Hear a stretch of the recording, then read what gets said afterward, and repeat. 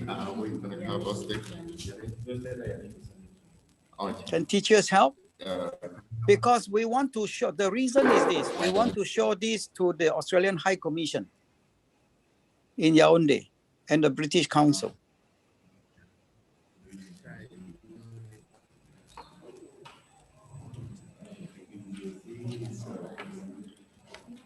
I've also started recording this as well on the Zoom. Yeah, yeah.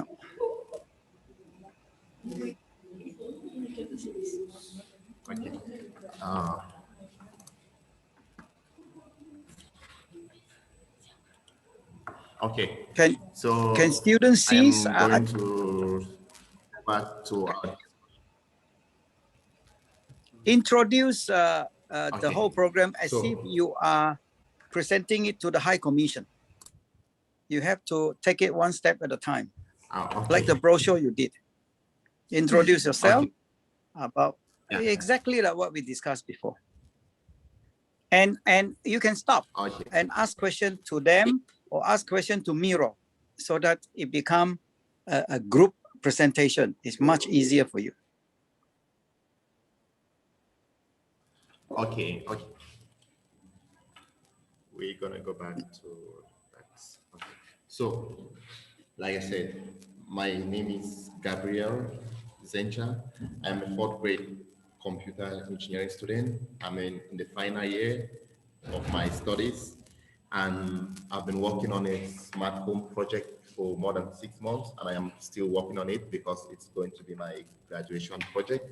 Okay, so like today I'm about to introduce you to a technology, but before we get to this technology, I would like to tell you some of the popular things that one of the saints of the second richest person in the world, like I told you earlier, Elon Musk. He recently said the greatest threat to humanity is artificial intelligence. Okay? And artificial intelligence, how is it a threat to humanity? You are students of FEM Foundation, right? And you're studying computer science. So, do you know what is artificial intelligence? Technology that is able to function so without help. Yeah, please. So it's technology that can function on its own without any human help or instruction. Yeah, perfect. That's great. So artificial intelligence, we're talking about machines making decisions without the help of humans, making decisions on their own. Okay? So you have a brain. This brain permits you to make decisions. But artificial intelligence is a computer having a brain, and that brain permitting that computer to make decisions. Okay? So let's just say you came to school today and you were late in school, and maybe your discipline master sends you away because you came late to school. So just imagine your discipline master now in the future is a robot standing at your gate. And once you come, he tells you, you cannot enter into this school. Go back home. Okay? So that is the problem that we are going to face. Machines are going to take control of so many aspects. In our health, you go to the hospital, maybe computers will be the ones treating you. In learning, maybe your teachers in class will be substituted by computers to teach you. Okay? But how can we prevent this? Do you have an idea on how we can prevent this? While the students are thinking about this, maybe can we introduce them to another example? The risk of AI to humanity is actually the artificial intelligence games in the house. Yeah. So that is extremely destructive, addictive. Yeah. So many of you have phones or maybe computers. Or once you go back home during holidays, you have computers at home. Yes. What do you do with your computers?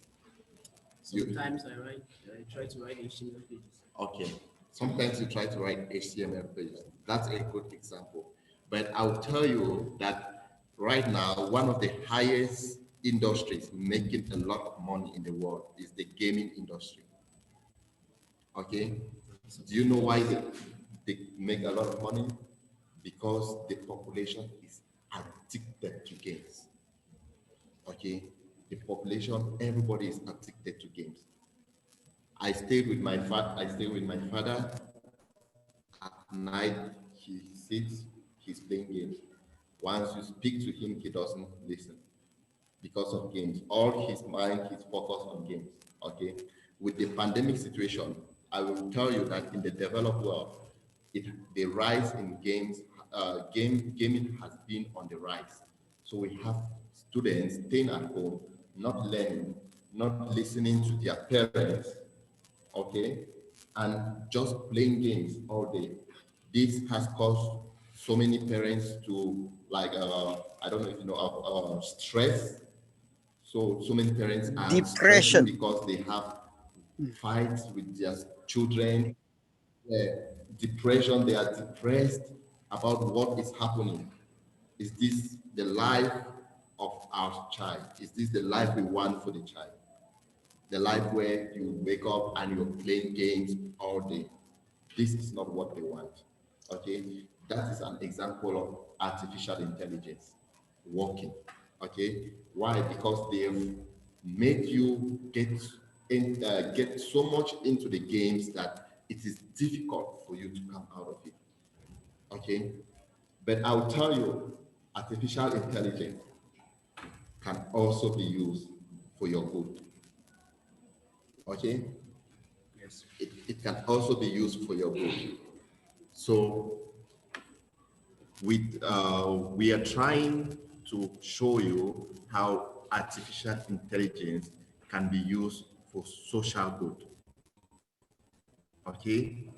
Not to give your parents depressions or not for you to get addicted, but for you to be able to help communities, for you to be able to provide energy to your community. Right now, we don't have electricity, right? You don't have. This is what happens in Bamenda. Yes, this is what happens in Bamenda. You don't have electricity all the time. There are periods you have electricity. There are periods you don't have electricity. Okay. So this is a problem which you have to solve, which we have to solve. Okay, but how can we solve this problem? Any idea? Using solar. Okay, you're using solar. That's good. Okay, that's good. But using solar is not enough. Okay, we can use solar, right? But once we are using this solar, how do we regulate our appliances? How do we make sure that this solar energy we are using is enough for us? We are able to use it throughout the day.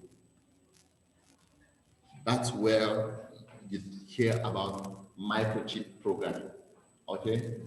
So we need to program microchips. We need to be able to program these devices to help us for social good, okay? And I'll tell you that being able to program microchips is the same as artificial intelligence. Miro is showing an example of a microchip. Can you all? Here are the microchips. Yeah. So this is a controller and Okay. stem cell controller, and it is actually connected to various inputs and outputs. And on the top, we actually have a Wi-Fi chip.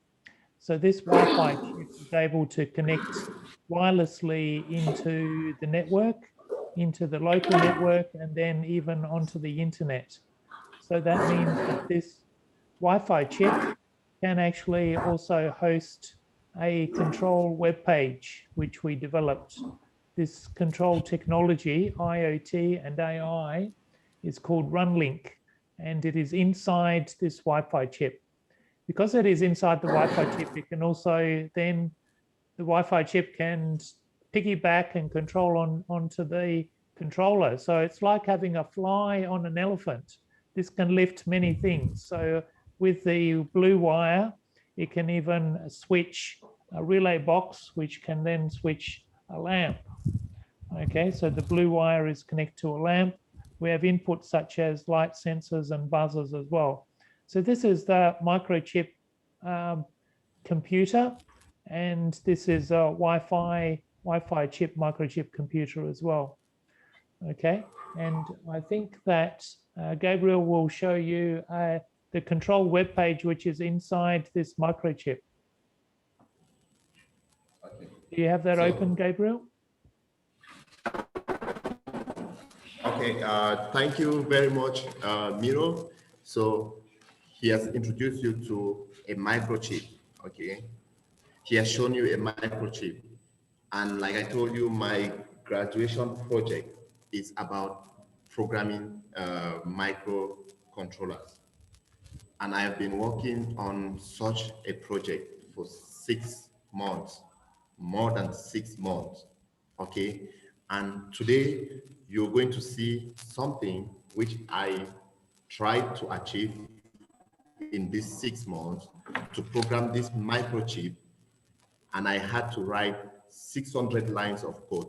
Like I'm telling you, more sentences to talk to this device, to tell this device how to operate, okay? But today you will see how easier it is to do it with just 6 lines of code, okay? Yes. I ask you, what is the difference between 6 and 300? 294. Okay, 294. And I'm a computer engineer. I've been studying, working on this microchip programming for a long time. I have experience on this, okay? But I wrote 294 useless statements, okay? Statements that are not useful, statements that give me headache, that could not let me sleep, okay, for 6 months, but they were useless, okay? So today you're going to see what I tried doing during this period with this much sentences in just 6 lines of code, okay? And this is how technology has to be, okay? You will see how easier it is and how you yourself can use such a technology. How old are you? Maybe you're 15 years, 14 years, 13 years, okay? You will see how you yourself, you can use such a technology, okay? You don't need to be in a university like me. You don't need to be a computer engineer like me, but you are able to use such a technology, okay? So, Miro, can we head on to the demo, or do you have something to add, Dr. Feng? Just briefly, before Miro show you the 6 lines, what Gabriel has described to you in terms of artificial intelligence equals to microchip programming. That is a very important formula. So relating back to Elon Musk, saying that artificial intelligence is the biggest risk to humanity, sounds like life depends on AI. And I'm sure Gabriel will be able to prove it, right? So that confirms Elon Musk is correct. Yeah. But at this point, it is important to understand artificial intelligence also equals to microchip programming, right? It's like a formula with artificial brains equal to microchip, which is empty, and then intelligence equals to programming. So therefore, microchip programming equals to artificial intelligence. So everywhere in the world you see a microchip is actually AI. So what you are seeing next with Miro demonstrating, The 6 lines is all you need to put intelligence into a web page that will turn into a controller to let you turn lights on and off for an intruder alarm. As Gabriel has explained, it took him a few hundred lines in order to do the same thing. And he's studying in Turkey. Cost him a lot of money to go there to study, right? So you are very lucky that Gabriel is there to share his real experience, because he is going to graduate soon in 4 months' time as a computer engineer. So this is a huge opportunity for firm foundation students to understand that you are going to be the pioneers to solve the problem of Elon Musk. Because as Gabriel said, we use artificial intelligence, microchip programming for social good, like make an intruder alarm for your house, for a smart home, yeah? And then you can also help the girls to learn this so that there is gender equality. At the moment, there is a huge imbalance in Australia. Only 10% of girls are into STEM subject. And STEM subject is so important. So where there is 100% boys, there's only 10% girls. So we want to use this technology that you're going to see next to increase the girls from 10% to 100%. So we'll double the human resource. 100% boys, 100% girls is 200%. Not 100% boys and 10% girls is only 110%. So when we double the human resource, what do? We build smart schools. We build smart farm. We build smart health. And obviously, Central University Institute of Bamenda has the ability, when you complete your secondary school, to continue your journey. But you already have a head start of many years compared to other students in other schools, which do not have this opportunity, including schools in America, schools in England or Canada. They don't have this opportunity to learn because it's confirmed by Gabriel. Turkey don't have this. Yeah, even at uni don't have this, let alone in secondary school. So I let Tamiro to carry on to show you what it means by the 6 lines.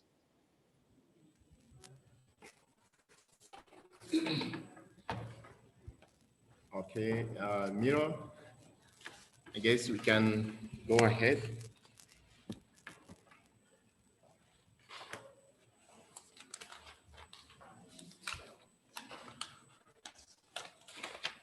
Okay, just hold on. I'm just changing my view. Okay.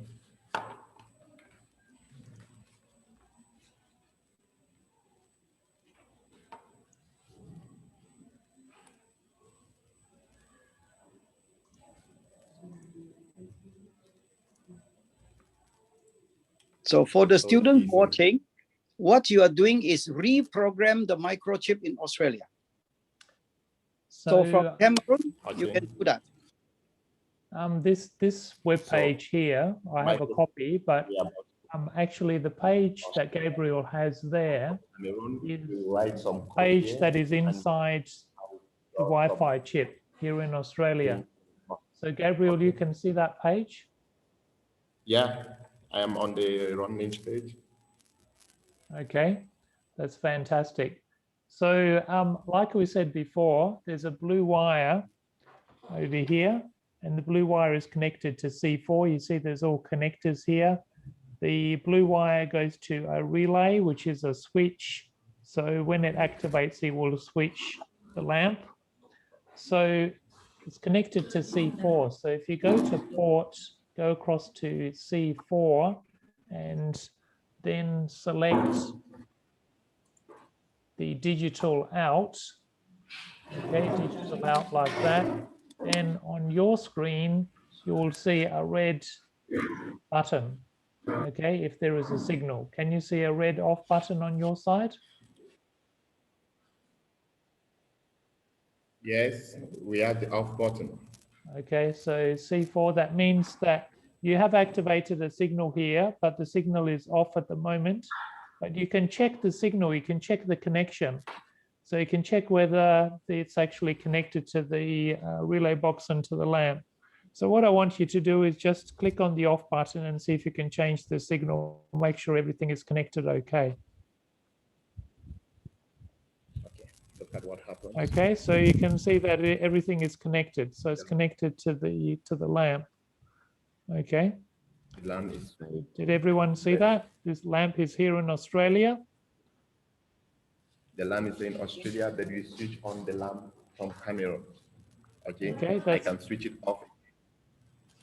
Look at the lamp. It goes off. Okay, so you can just imagine that you are not at your house, okay, and you forget your lamp, and you can now switch off that light from anywhere, any part of the world. Okay, so can you think about the advantages of such a technology? It can save you energy. Okay, you don't need to pay for high electricity costs.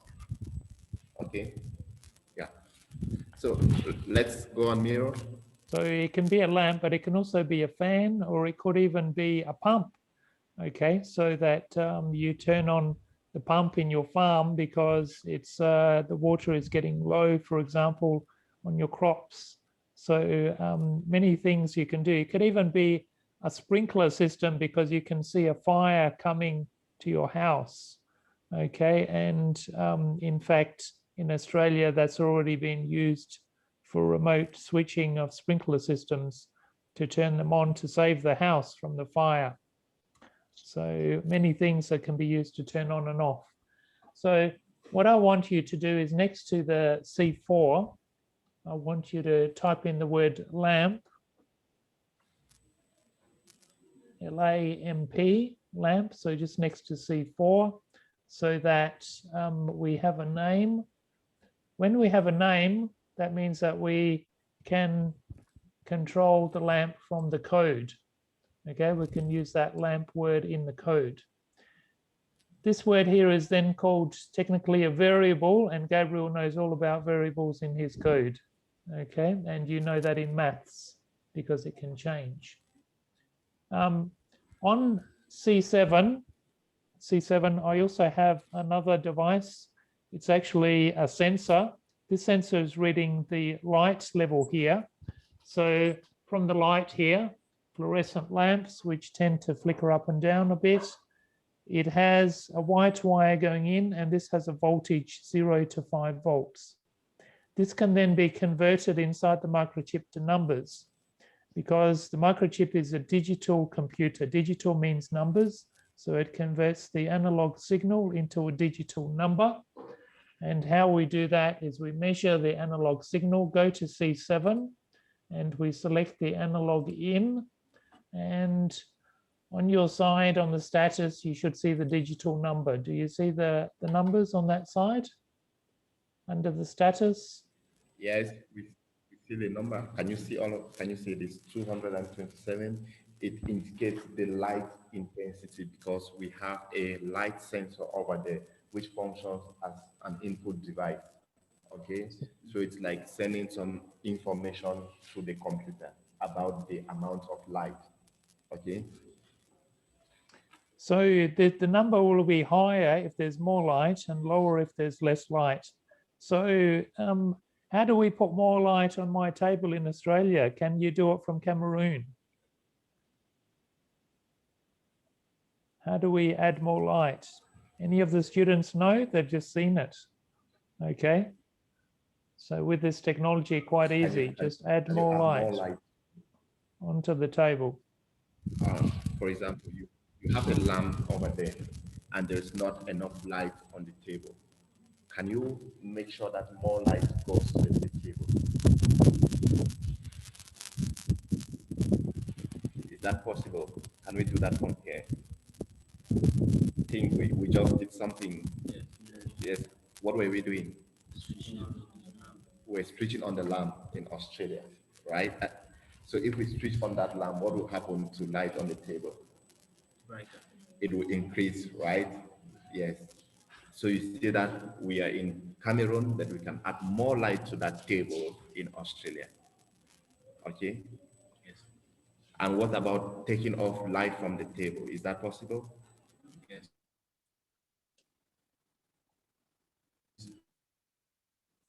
Okay, so let's add more light and try it. Add some more light and see if the number goes up. The number should go up.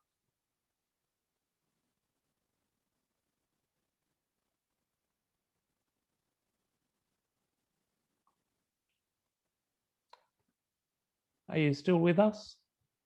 That will, what happens? Switch off the light. Okay, so that one works with maybe some body sensors. Okay, but now we are talking about light sensors. So we want to increase the light when there is no light and reduce the light when there is excess light. Okay. Okay, let's turn on the light and see if the number goes up. Let's check. Okay, I'm going to turn on the light. So click on it and again. Watch the number. Yeah.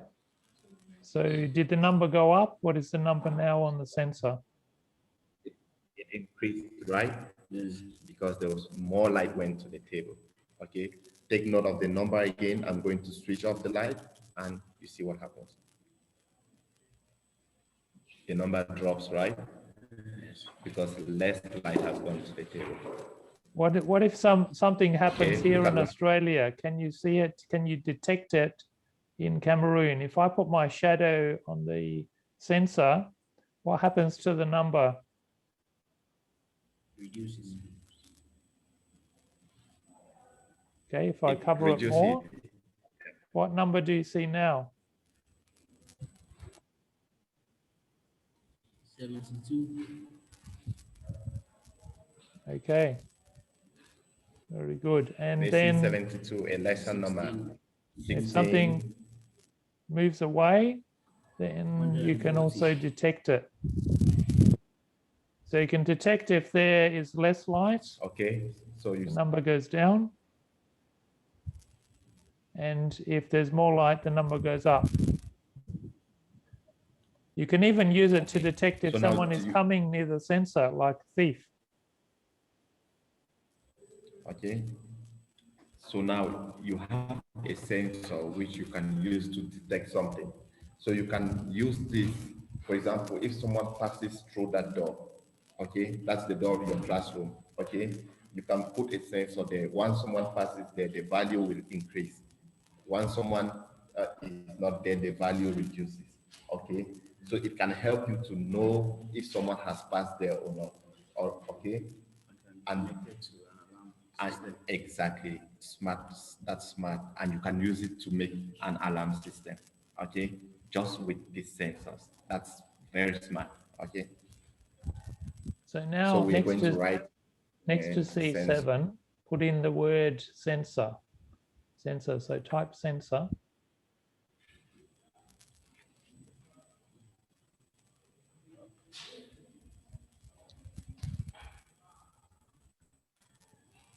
Okay, so now we can. Okay, we're done. We can use this detector to detect the light, the sensor, and then we can make some code to make the microchip automatically turn on the light. So that means it's like a little brain, artificial intelligence. Okay. Okay. So now do you see what we call intelligence? We're going to put a little bit of intelligence. The microchip, yeah. To turn on the light when there is less light and turn off the light when there is more light. So there will nobody will be there to say there is less light, let me switch off. Okay, that one is how the human works. But now we want to put this intelligence into a microchip. And that is what is called artificial intelligence. So can you understand why Dr. Penn, he said artificial intelligence is equal to microchip programming? Okay. So if you can write code for these microchips, then that is artificial intelligence. Okay. So sorry, you can think about artificial brain as the microchip. human brains compared to the artificial brain is this is my human brain. The artificial brain is what Miro has shown you is actually the microchip. So you can see on the left-hand side of your equation, artificial intelligence is actually artificial brain. On the right-hand side is actually microchip, which is then left behind intelligence equal to programming. So therefore, left and right equation equal. Artificial brain equals to microchip programming. Meaning any microchip you see in the world, your microwave, your fridge, your computer is all artificial intelligence. So, and the brain will also need instructions. So the instructions actually go in here, and it's called code on the computers, but it's actually instructions that they follow step by step. So what are the steps, the instructions that the microchip needs? It needs to first check the sensor. It needs to check the sensor and check if the sensor is below a certain level, the number. So we need to first measure the sensor. So how we do that is we put in the word if. If means that it will need to make a decision. Okay, what's inside the brackets, it will need to make a decision. So if something happens, then it will need to act. So that's the decision. Inside the brackets, now we want to measure the sensor. How we do that is we select the analog in so that it can take the input from the device, which is the sensor. So we select the analog in with, and it will be on the sensor. We then put the cursor here next to the round bracket so that we can then add the instruction add macro to measure the sensor. So if the analog in sensor, okay, so you have the same on yours because yours is actually controlling the microchip. Okay, so then do a backspace and we're going to say, make the decision if it is lower or less than a certain number. Okay, so what number should we make as the limit? So this means this will be the limit. When it goes below, we want to activate the lamp. Let's say we want to make the limit 120, about halfway, and then put the round bracket again. So this is the decision it needs to make. We need to check, the if means check. Check the light sensor, okay, and check if it is under, less than 120. Do you have that also on your running page in the JavaScript loop? JavaScript is the language that we give the instructions, okay? And the loop means that it will continue, it will repeat like a loop. So Gabriel, do you have that in your box?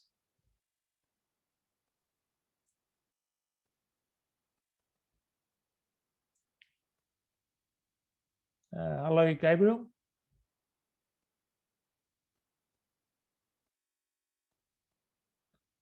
Okay, Gabriel has dropped out. Let me check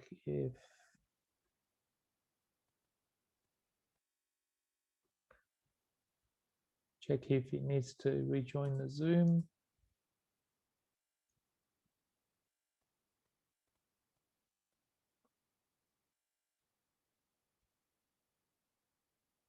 Okay, Gabriel has dropped out. It could be the signal. I'm just waiting for him to rejoin the Zoom. So he will have to rejoin and I can let him back in.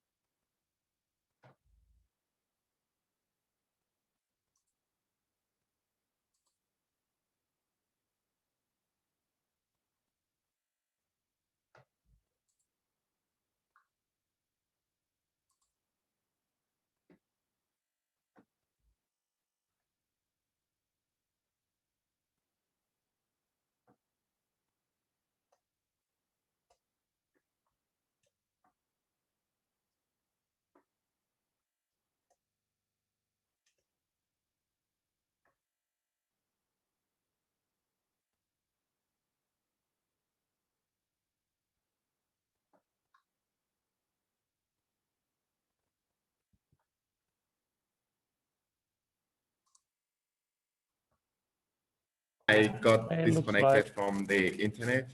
Sure. Okay, that's good that you're rejoining, reconnecting. Yeah.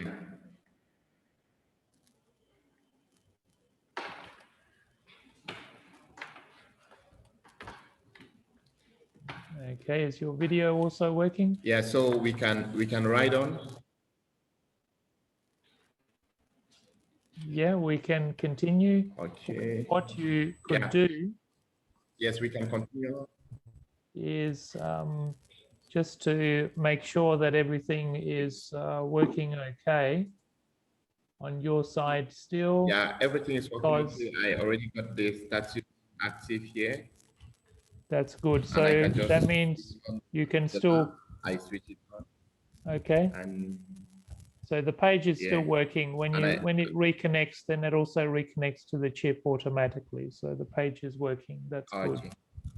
Okay. So what I want you to do is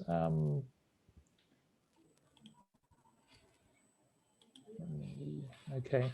So do you have this on your screen already inside JavaScript loop?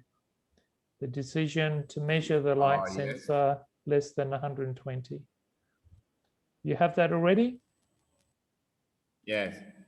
Okay, that's good. So if it is less than 120, we want it to turn on the lamp. So select the turn on. Okay, and select the lamp. And then press the add macro. And you should see turn on lamp. Yes. Okay, so if this means that asking it to make a decision, measure the sensor less than 120, turn on the lamp. But also we want it to do something if it's not less than 120. So to do that, we just type in the word else and press enter. And on the next line, we can put in a turn off. Okay, so turn off lamp and put the cursor under the else, press the add macro, and then you will see check the sensor, less than 120, turn on the lamp, or else if it's not, then turn off the lamp. So go up here to the page and simply press run code. Okay, on other systems, it's very complicated even just to get your instructions inside the microchip, but we don't need to worry about that. Just press run code. So is it green there on your side, Gabriel? Yes. Okay, so I will cover the sensor and see if it goes less than 120, what actually happens on your page. Look, the lamp is turning on. Okay, so nobody had to click the lamp. Switch on the lamp by itself. And at first I was clicking on the button to switch on the lamp. But right now, it just reads the signals and switch it on or off. Okay. So the instructions to the microchip are measure my sensor, measure this sensor here. And if there's already light, turn off the lamp. So don't waste electricity, turn it off. Okay, don't need to waste electricity. But when it gets dark, then you can turn on the lamp. Okay, when it gets dark, under 120. If it goes over, turn it off. Okay, there's enough light. We can save the batteries, the solar system, or don't need to pay for electricity. Okay. Okay. So did you understand why I was saying even with the solar system, we'll need a ways in which we can manage this energy. Okay, because energy is limited. We always have energy is limited. Right now we don't have electricity because there is no energy. There is electricity in other parts of the town because they are trying to not to ration, so they'll give it to some part, they will not give it to some part. So even when you have your energy, you will need to be able to control it, okay? And such, you've seen an example of how you could switch on your lamps and switch them off, okay? And it's going to save a lot of energy. Okay, but so now we're going to go to this part of the run link. And someone there said that they also already tried to do some HTML. So HTML means that you can make a web page. So Runlink can make a web page, but on that web page you can include, for example, buttons to turn things on and off. You can include things, sensors. You can include measuring things, graphs, many things on there as well. So let's see how we do that. So let's say we want to create 2 buttons to turn on and off an alarm, because from our phone we want to turn it on and off in our house, because maybe we see we can actually create 1 line of code, and we can even create a camera. So in our house we can see that there is someone coming and a burglar, and we want to scare them away. Let's create a simple web page. Just put in H1. This is the heading on our web page, and we're going to type in the name. How about we type in the name of your school? Okay, so type in your school name. Okay. Okay, so this is a web page made so your school can control the alarm, and it is an alarm control web page. So type in the words alarm control.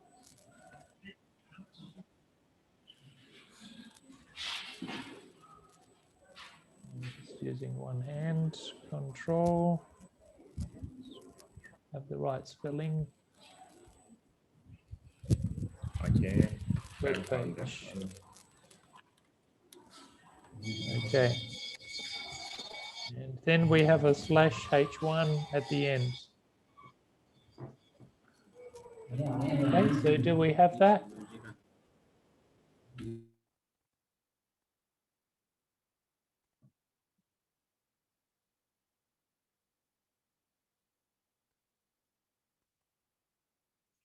Are you still with us? Hello, Gabriel.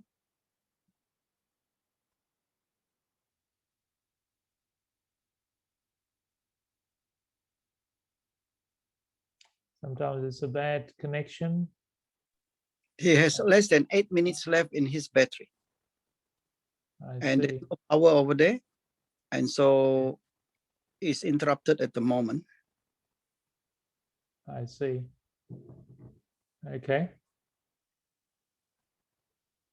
Has he dropped out? Yeah, he's dropped out. So I think from what little I see there, he's a very clear presenter. Yes. It's very, very clear. He takes his time to explain. Just a matter of practice. Yes, he can run the training, definitely.